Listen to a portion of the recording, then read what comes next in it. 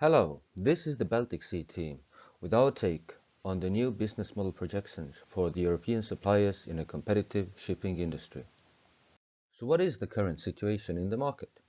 Industry is growing slowly. We can see that there is high competition in the market. Competitors are mostly seeking cost leadership. Europeans, however, are the pace setters in innovation. Current industry logic is strongly focused on capital expenditure. Shipyards and their new orders for ships are driving the business. However, we can already see that cargo owners are willing to pay premium prices for containers with lower average ecological footprint. Thus we see that there is a need to change current industry structure in order to sustain competitive advantage also going forward. We can also see that at the moment revenues are definitely not maximized.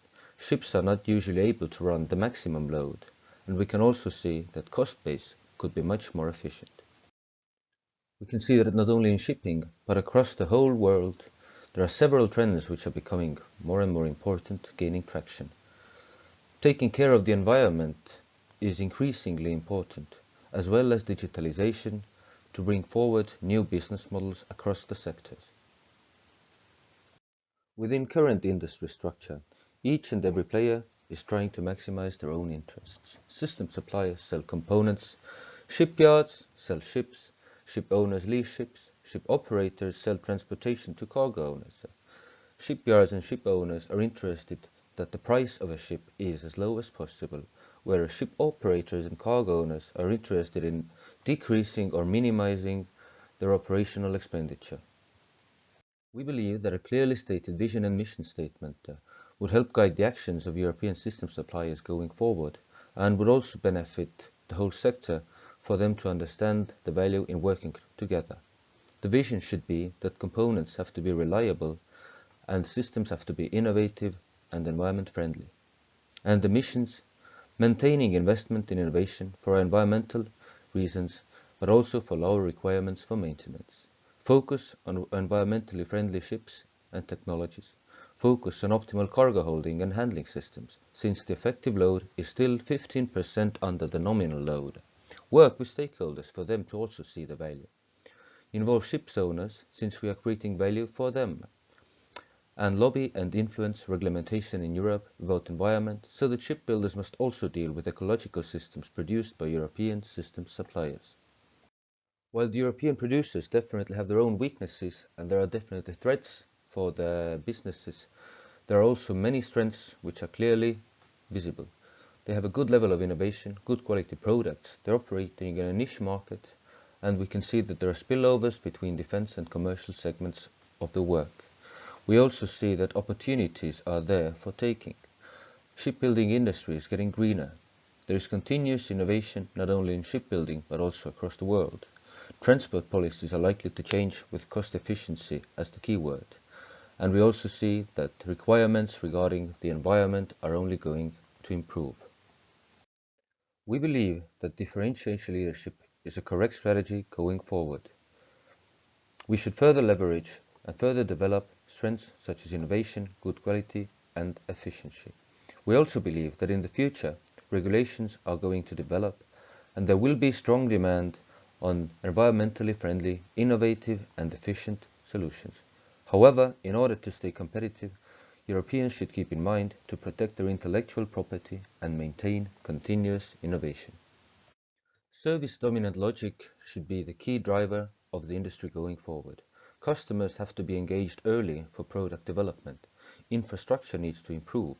There have to be new structure in place to create ongoing dialogue between the consortium and its suppliers and customers. And suppliers are only part of the network, which consists of all the other entities.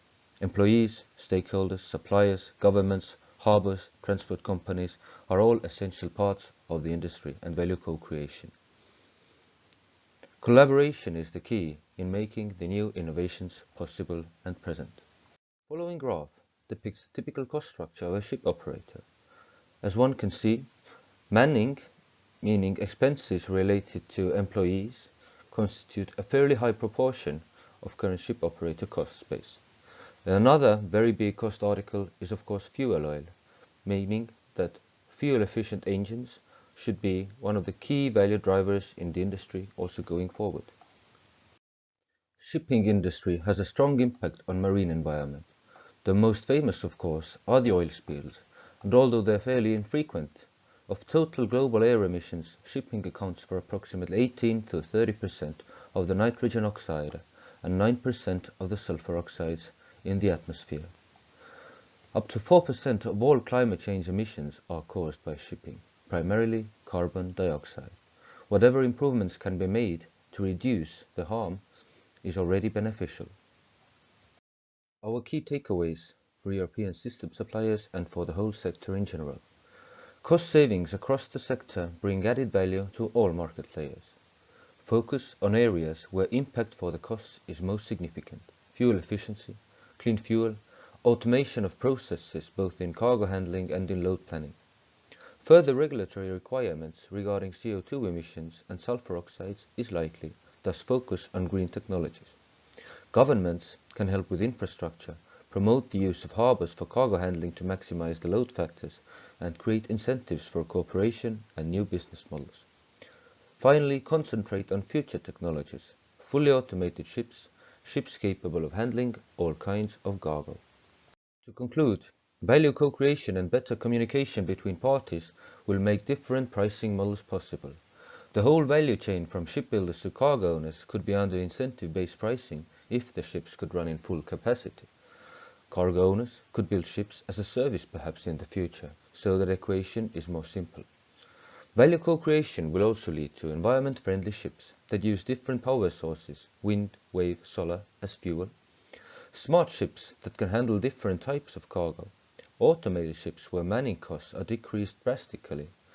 This will set high demand for system providers, but at the same time it will create a European ecosystem that brings value for the whole supply chain.